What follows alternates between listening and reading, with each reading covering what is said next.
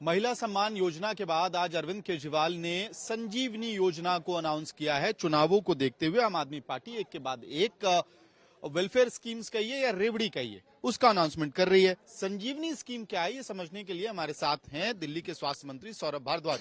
Sir, already आप दावा करते हैं कि फ्री इलाज है दिल्ली में, बेहतर इलाज है, तो फिर ये अलग से संजीवनी स्कीम बुजुर्गों के लिए क्यों?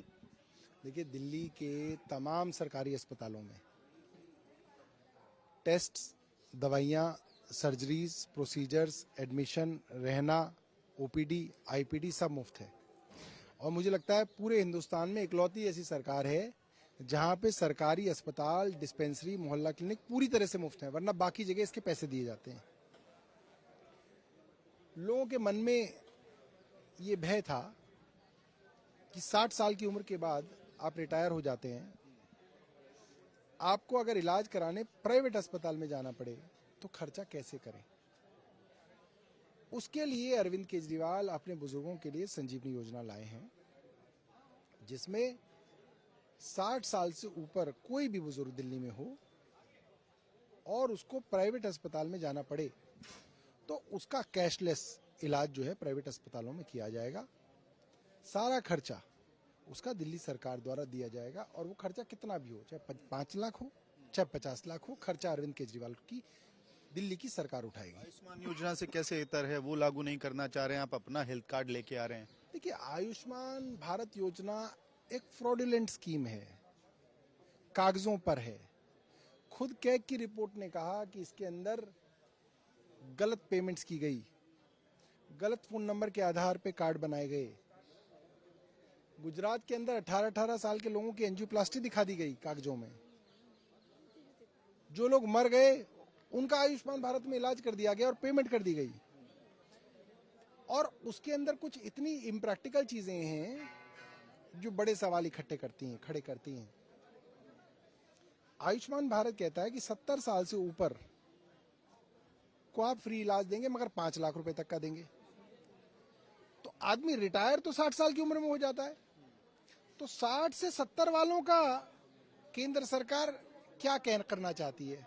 उनको क्या वो कुएं में डाल देगी कि तुम मर जाओ तो कोई बात नहीं, मगर 70 से ऊपर वाले को हम बचाएंगे? तो ये योजना एक इम्प्रैक्टिकल योजना है। 60 साल से ऊपर हम सबको जो है इलाज की बात कर रहे हैं। दूसरी बात, 5 लाख से ऊपर कोई आदमी अगर न्यूरो सर्जरी के लिए एडमिट हो तो उसका 5 लाख का खर्चा न्यूरो सर्जरी में ही हो जाता है। अगर वेंटिलेटर पे उसको रख दिया जाए तो रोज का खर्चा लाख रुपए होता है। तो 5 लाख के खर्चा होने के बाद आप क्या करोगे उसका? केंद्र सरकार तो कह रही है कि हम तो 5 लाख रुपए देंगे, फिर क्या उसको सड़क पे छोड़ दोगे? उसको मरने के लिए छोड़ दिया जाएगा, निकाल दिया जाएगा अस्पताल से? अरविंद केजरीवाल जी की स्कीम ये कहती है कि अगर वो 60 साल से ऊपर का है और उसके ऊपर खर्चा चाहे 5 लाख हो चाहे 50 लाख हो, वो सारा खर्चा दिल्ली सरकार देगी। कहां से आएगा? अमित मालवीय कह रहे हैं क्योंकि आप चुनाव जीत नहीं रहे हैं इसलिए एक के बाद एक रेवड़ियों का अनाउंसमेंट कर रहे हैं। अमित मालवीय फाइनेंस मिनिस्टर हैं कहीं के, तो मुझे तो जानकारी है नहीं।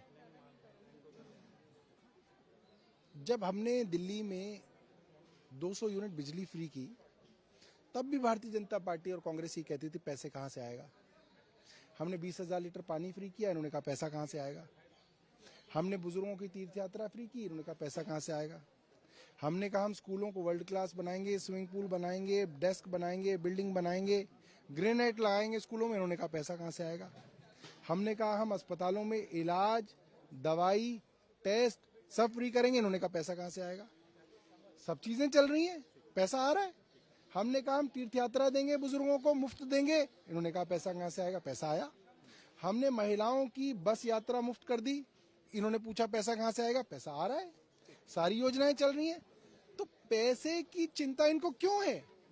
क्योंकि इनको लाखों करोड़ों रुपए के जो ऋण हैं उद्योगपतियों के, वो माफ करने होते हैं, उसके लिए पैसा है इनके पास।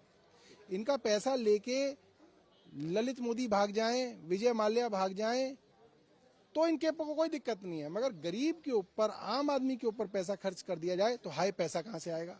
भाई अमित मालवीय जी आपसे नहीं मांगेंगे, आप अपनी चिंता मत करो, पैसा आ जाएगा। ठीक है, आखिरी सवाल सर, कल जो गृह मंत्री का अभिभाषण रहा राज्यसभा के अंदर, उसको लेके बड़ा विवाद चल रहा है। इंडिया ब्लॉक गृह मंत्री पर आरोप लगा रही है। प्रधानमंत्री ने स्पष्टीकरण दे दिया है, लेकिन इसके बावजूद अरविंद केजरीवाल और विपक्ष के नेता बीजेपी मुख्यालय का घेराव कर रहे हैं। क्या वजह? प्रधानमंत्री जी का स्पष्टीकरण जले पे नमक छिड़कने जैसा है। क्या कह रहे हैं प्रधानमंत्री? प्रधानमंत्री कह रहे हैं क्योंकि कांग्रेस ने अपमान किया था अंबेडकर साहब का, इसलिए हमें अपमान करने का लाइसेंस मिल गया। ये कौन सी थ्योरी है? ये कौन सा कानून है कि क्योंकि कांग्रेस ने अंबेडकर साहब के साथ कुछ ठीक नहीं किया था, इसलिए हम तो अपमान कर सकते हैं? ये तो बहुत गलत बात है। आप कहते हैं हर हर मोदी। अरे इस देश में हर हर महादेव होता था, हर हर मोदी कहां से आ गया? आप नारे लगवाते हैं जहां जाते हैं, मोदी मोदी मोदी।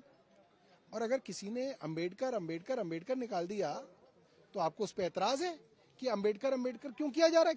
क्यों ना किया जाए? आप कह रहे हैं कि अंबेडकर अंबेडकर करने वाले स्वर्ग नहीं जाएंगे, इसका मतलब आप ये कह रहे हैं वो नरक में जाएंगे। ये बहुत घटिया मानसिकता है, और ये मानसिकता अमित शाह जी की नहीं है, ये आरएसएस की मानसिकता है। वो आरएसएस जो सैकड़ों सालों से एक संस्था है, मगर उसके बावजूद उन्होंने अपना सरसंघ संचालक कभी कोई दलित नहीं बनाया। क्यों? आपको दलित नहीं दिखे इस देश के अंदर? आप सिर्फ सवर्णी ही बनाते रहेंगे? तो ये मानसिकता जो है ये बहुत दलित विरोधी मानसिकता है, और इसी मानसिकता के कारण दलितों का 5000 साल से ज्यादा तक उत्पीड़न किया गया, जानवरों जैसी उनकी जिंदगी रही। अंबेडकर साहब ने उनको बराबरी दी, उनको हक दिया, उनको न्याय दिया, इसलिए इनको अंबेडकर के नाम से एलर्जी है। इनको नहीं पसंद कि अंबेडकर का नाम लिया जाए। करने के लिए धन्यवाद। तो स्पष्ट है कि आम आदमी पार्टी इंडिया अलायंस कुल मिला के बीजेपी और गृह मंत्री अमित शाह को अंबेडकर वाले मुद्दे पे घेरने के लिए तैयार है, और आज शाम 4 बजे अरविंद केजरीवाल बीजेपी मुख्यालय का घेराव करने के लिए आम आदमी पार्टी के कई बड़े नेता और विपक्ष के बाकी सांसदों के साथ विरोध प्रदर्शन करने के लिए पहुंचेंगे। वीडियो सहयोगी सचिन चंडोक के साथ मैं अमित भारद्वाज, दिल्ली।